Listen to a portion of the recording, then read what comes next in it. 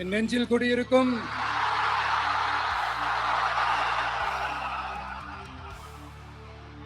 திருநெல்வேலி மக்கள் உங்கள் அனைவருக்கும் என்னுடைய வணக்கம். வணக்கம் வணக்கம் வணக்கம் வணக்கம். எல்லாரும் எப்படி இருக்கீங்க? உங்க மகன், உங்க அண்ணன், உங்க தம்பி, உங்க தோழன், உங்க நண்பன்,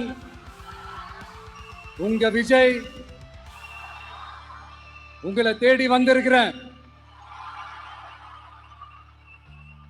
இந்நேரம் திமுக கையில அந்த முழு பவரும் இருந்திருந்தா, இந்நேரம் ஸ்டாலின் சார் கையில அந்த முழு பவரும் இருந்திருந்தா கண்டிப்பா இந்த நிகழ்ச்சி நடந்திருக்காது. ஏதாவது ஒரு முட்டுக்கட்டையை போட்டு நம்மளை வரவிடாம பண்ணியிருப்பார். ஆனா இப்பதான் அவர் ஒரு அதிகாரம் இல்லாத ஒரு முதல்வரா அப்படியே இருக்காருல்ல. ஒரு கேர்டேக்கர் கவர்மெண்ட் சொல்லுவாங்க இந்த பீரியட. அப்படி இருக்கிறதுனாலயோ என்னமோ கொஞ்சம் ஈஸியா வர முடிஞ்சதுன்னு நினைக்கிறேன். அது மாதிரி இந்த திமுக கவர்மெண்ட் நமக்கு எவ்வளவு பிரச்சனைகள், எவ்வளவு நெருக்கடிகள், எவ்வளவு அவதூறுகள், அவங்களையும் தாண்டி இன்னும் சில பேர் இன்னும் நிறைய அவதூறுகள் எல்லாமே பரப்புனாங்க. இந்த திமுக கூட்டணிக்கும் பாஜக கூட்டணியுமே இவங்க ரெண்டு பேருமே வெளியில வேணா தனித்தனியா இருப்பாங்க, ஆனா உள்ளுக்குள்ள இவங்க ரெண்டு பேருமே ஒண்ணுதான். இவங்க ரெண்டு பேருக்குமே ஒரே நோக்கம்தான். அது என்ன நோக்கம் தெரியுமா? உங்களுக்காக நல்லது செய்ய, உங்களுக்காக உழைக்க, உங்களோட கூடவே நிக்க இந்த விஜய் வந்துடக்கூடாது. அதுதான் அவங்களுடைய அந்த நோக்கமே. ஏன்னா இந்த விஜய் வந்ததுல இருந்து அவங்க நிறைய இந்த ஊழல்லாம் செஞ்சுக்கிட்டு இருந்தாங்கல்ல, ஒரு லிஸ்ட் போட்டு சொன்னல, அதெல்லாம் அவங்களால செய்ய முடியாம போச்சு. எல்லாத்துலயும் மண்ணு விழுந்துருச்சு. அதனால சம கோபத்துல இருக்கிறாங்க என் மேல. அதே மாதிரி அடுத்து ஆட்சிக்கு வர முடியாத ஒரு சூழ்நிலைய மக்களே நீங்களே ஆல்ரெடி உருவாக்கிட்டீங்க. இந்த கூட்டணி கணக்கு, அந்த கணக்கு, இந்த கணக்கு எதுவுமே எடுபடல. இந்த அரித்மேட்டிக் கணக்கு, மேத்தமேட்டிக்ஸ் கணக்கு எல்லாமே மண்ணுக்குள்ள புதைச்சிட்டீங்க. அப்புறம் இந்த கொள்ளையடிச்சு வச்சிருக்கிற இந்த பணத்தை எல்லாம் வச்சு கல்லாப்பட்டி கூட்டணின்னு ஒண்ணு சேர்த்து வச்சிருந்தாரு. அது எல்லாமே இப்ப கலகலத்து போய் நிக்குது. டாப் தனியா, பாட்டம் தனியா, ரீப்பர் தனியா, ஜாயிண்ட் தனியா, அப்படி நிக்குது தனித்தனியா. எல்லாமே அப்படியே ஒட்ட வச்சுக்கிட்டு இருக்கிறாரு. கூட்டணி கட்சிக்காரங்களே ஒருத்தருக்கு ஒருத்தர் ஓட்டு போட்டுக்க மாட்டாங்க போல் இருக்கு. அப்படி இருக்கு நிலைமை இந்த திமுக கூட்டணியில. சரி, இவங்களுக்கு தான் இந்த நிலைமைன்னு பார்த்தா இந்த பாஜக தலைமையில் மற்றும் பலர் அவங்க நிலைமை இன்னும் மோசமா இருக்குது. அதனால மக்களே, இந்த திமுகவோட நேரடி கூட்டணிக்கும் மறைமுக கூட்டணிக்கும் நம்ம மேல காண்டு.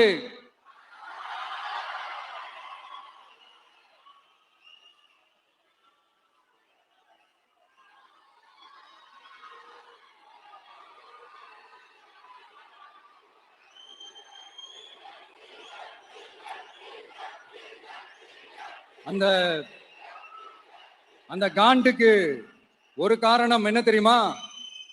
அவங்க வீட்லயே, அவங்க குடும்பத்திலேயே விசில் சத்தம் பலமா கேக்குதான்.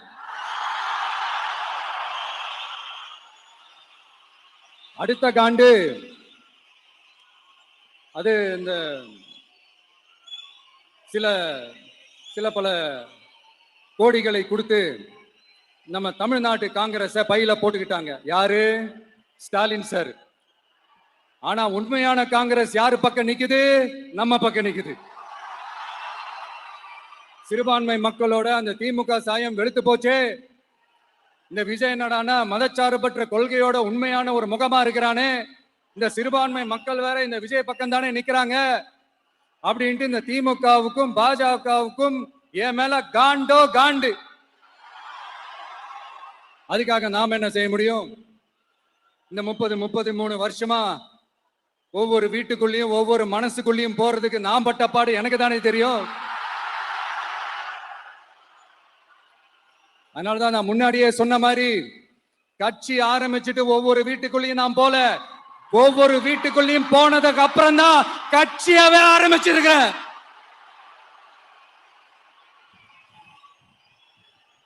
இது இந்த அரசியல் இரசியல் எல்லாத்தையும் தாண்டி இருக்கிற ஒரு உறவு. கட்சி கிட்சி எல்லாத்தையும் தாண்டி இருக்கிற ஒரு உறவு. இது ஒரு பூர்வ ஜென்ம பந்தம். இது சும்மா இந்த அரசியல் ஆதாயம் தேடுறவங்களுக்கு எல்லாம் இது என்னன்னே புரியாது.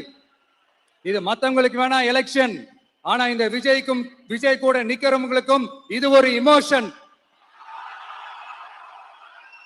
நான் சந்தோஷப்பட்டா மக்கள் சந்தோஷப்படுறாங்க, மக்கள் சந்தோஷப்பட்டா நான் சந்தோஷப்படுறேன். எனக்கு ஒண்ணுனா மக்களுக்கும், மக்களுக்கு ஒண்ணுனா எனக்கும் கண்ணு கலங்கும். எவ்வளவு அவதூறுகள்! இந்த கரூர் விஷயத்தை பத்தி ஊருக்கே தெரியும். ஆனா போடு, விஜய் மேல பழிய போடு. என்னடா இவ்வளவு பெரிய ஒரு பழிய தூக்கி விஜய் மேல போட்டாலும் மக்கள் விஜய் கூடவே நிக்கிறாங்க, இது என்னடா அதிசயமா இருக்குது அப்படின்ட்டு அது ட்ரை பண்ணி பார்த்தாங்க. அது மக்கள் கிட்ட எடுபடல. சரி, அடுத்து வேற என்ன பண்ணலாம்? முடக்கு, ஜனநாயகனா முடக்கு. படத்தை முடக்கினா கொஞ்சம் பையன் கொஞ்சம் டிஸ்டர்ப் ஆயிடுவான், அதனால படத்தை முடக்கு. இது யாரு முடக்கினாங்கன்றது உங்களுக்கே தெரியும், அது நான் சொல்ல வேண்டிய அவசியம் உங்களுக்கு இல்ல. ஆனா இவனடா இவன் படத்தை முடக்கினாலும் அவன் பாட்டுக்கு அதை கண்டுக்காம அவன் பாட்டுக்கு வேலையை பார்த்துட்டு போயிட்டே இருக்கான், அதுவும் எடுபடல. சரி, அடுத்து வேற என்ன பண்ணலாம்? போடு, SOPன்னு ஒண்ணு போடு. விஜய்க்கு மட்டும் தனியா ரூல்ஸ், தனியா ரெகுலேஷன்ஸ், தனியா கண்டிஷன்ஸ் அவனுக்கு மட்டும் போடு. மத்த கட்சிகள்லாம் விடு, விஜய்க்கு மட்டும் தனி கண்டிஷன்ஸ் போடு. அவன் வெளியவே வரக்கூடாது, மக்களை சந்திக்கவே கூடாது. என்னாச்சு? அதுவும் எடுபடல. சரி, அடுத்து வேற என்ன பண்ணலாம்? நம்மளை சுத்தி இருக்கிறவங்களை வச்சு, அதாவது இத்தனை வருஷமா வெயிட் பண்ணி இப்போ எலெக்ஷனுக்கு 30 நாளைக்கு முன்னாடி கரெக்டா அந்த டைம் பார்த்து ஒரு அவதூறு பரப்ப வேண்டியது, அது என்னன்னு உங்களுக்கே தெரியும். அதுவும் மக்கள் கிட்ட எடுபடல. அது மாதிரி எத்தனை சோதனைகள், எத்தனை வேதனைகள் நீங்க கொடுத்தாலும் இந்த திமுக நாளையோ இல்ல இந்த பாஜக நாளையோ இல்ல இந்த மற்ற பலர் நாளையோ இல்ல எந்த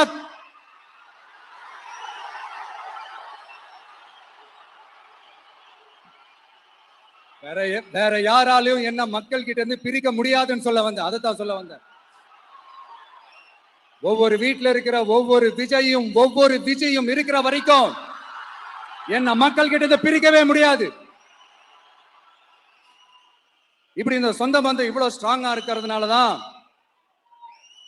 நான் முன்னாடியே சொன்னேன், 234 தொகுதியிலையும் இந்த விஜய் தான் வேட்பாளர் அப்படின்னு தான் அதை நான் செஞ்சிருக்கிறேன். ஏன்னா நம்மளுடைய வேட்பாளர்கள் யாரும் டாட்டாவோ பிர்லாவோ அம்பானியோ அதானியோ கிடையாது. நம்ம வீட்டுல இருக்கிறவர், நம்ம குடும்பத்துல இருக்கிற ஒருத்தரை தான் நான் வேட்பாளரா செலக்ட் பண்ணிருக்கிறேன். அப்படி செலக்ட் பண்ணி தான் உங்ககிட்ட நான் ஒப்படைச்சிருக்கிறேன். அதனால அந்த வேட்பாளர் வேற, இந்த விஜய் வேற அப்படின்னு நினைச்சிடாதீங்க. இந்த விஜய் தான் வேட்பாளர், அந்த வேட்பாளர் தான் விஜய். இத்தனை வருஷம் யார் யாருக்கோ ஓட்டு போட்டீங்க, ஆனா இந்த வருஷம் உங்க வீட்டுல இருக்கிற ஒருத்தருக்கு, உங்க வீட்டுல இருக்க நம்ம குடும்பத்தில் இருக்கிற ஒருத்தருக்கு நம்ம ஓட்டு போட போறோம். அந்த வேட்பாளர்களுக்கு நீங்க ஓட்டு போடுறது நமக்கு நாமளே ஓட்டு போட்டுக்கிற மாதிரி, அந்த வேட்பாளர் ஜெயிச்சா நாம ஜெயிச்ச மாதிரி. இப்படிப்பட்ட ஒரு எமோஷனலான ஒரு எலெக்ஷனை தமிழ்நாடு இல்ல இந்தியாவே பார்த்திருக்காது. இது நீங்க எவ்ரி 5 years வர ஒரு எலெக்ஷன் மாதிரி இதை நினைச்சிடாதீங்க. இது வேற, இது ஒரு அதிசய எலெக்ஷன். 50 வருஷத்துக்கு ஒரு வாட்டி நடக்கிற ஒரு எலெக்ஷன் மாதிரி. அதனால அந்த சான்ஸை மிஸ் பண்ணிடாதீங்க மக்களே. ஒரு காமராஜர் தானா, ஒரு அண்ணா தானா, ஒரு எம்ஜிஆர் தானா நம்ம தமிழ்நாட்டுக்கு?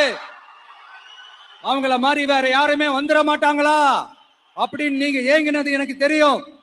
அத மனசுல வச்சுக்கிட்டு தான் நம்ம டிவிக்கே வந்திருக்கிறோம். நம்ம டிவிக்கு யார் யார் மாதிரி எல்லாம் உழைக்கும் சொல்லவா? ஐயா முத்துராமலிங்க தேவர் மாதிரி, ஐயா வீரன் சுந்தரலிங்கம் மாதிரி, ஐயா வாபுசி மாதிரி, ஐயா அழகு முத்துக்கோன் மாதிரி, ஐயா கட்டபொம்மன் மாதிரி, ஐயா ஒண்டி வீரன் மாதிரி, ஐயா குரூஸ் பெர்னாண்டஸ் மாதிரி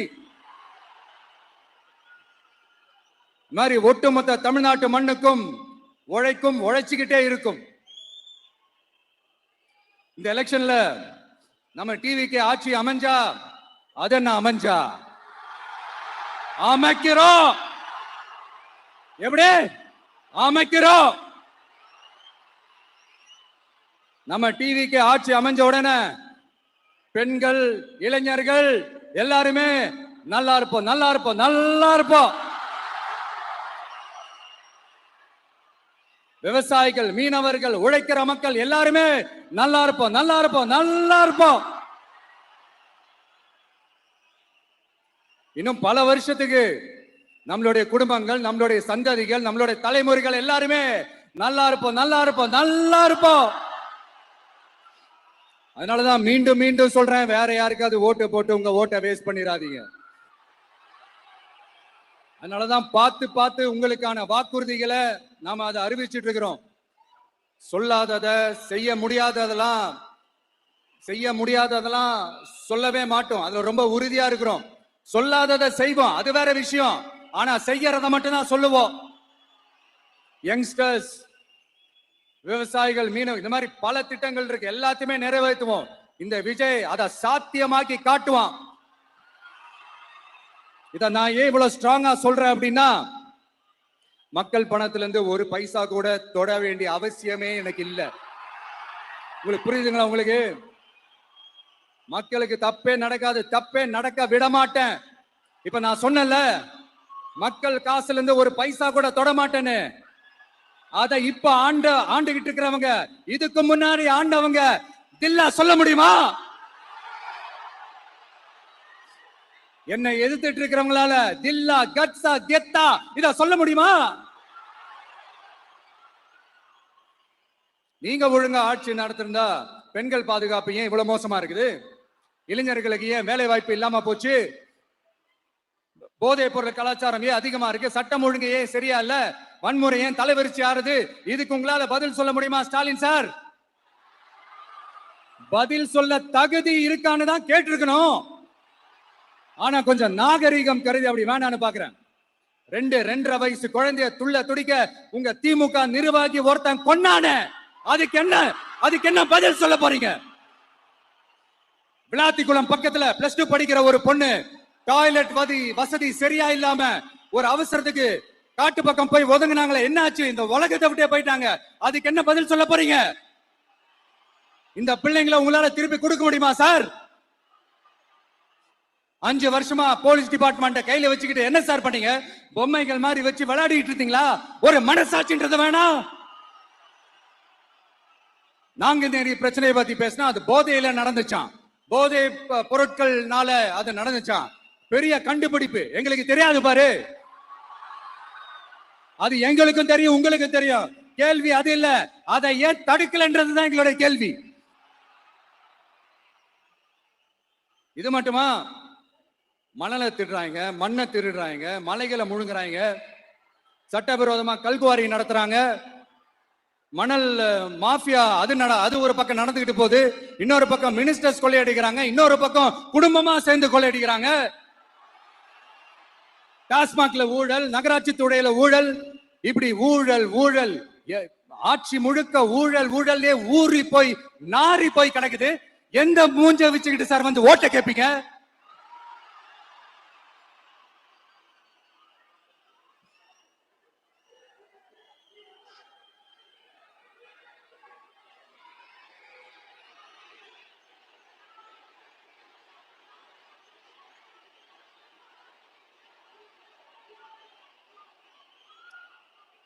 இந்த எலெக்ஷன் சும்மா உங்க பணத்தை எல்லாம் வச்சுக்கிட்டு ஒன்னும் கிழிக்க முடியாது.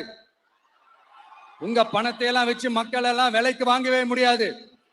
இது ஒரு மாற்றத்திற்கான ஒரு எலெக்ஷன். ஒட்டுமொத்த தமிழ்நாட்டு மக்களும் அந்த மாற்றத்தை கொண்டு வர போற அந்த எலெக்ஷன். இது உங்களாலேயோ இல்ல அந்த மற்றும் பலர்னாலேயோ ஒன்னும் தடுக்க முடியாது. அதனால மக்களே, ஏப்ரல் 23ஆம் தேதி காலையில சும்மா பக்காவா ரெடி ஆயிட்டு வீட்டுல இருக்கிற சாமியெல்லாம் கும்பிட்டுட்டு உங்க ஓட்டர் ஐடி கார்டை கையில் எடுத்துக்கிட்டு முதல்ல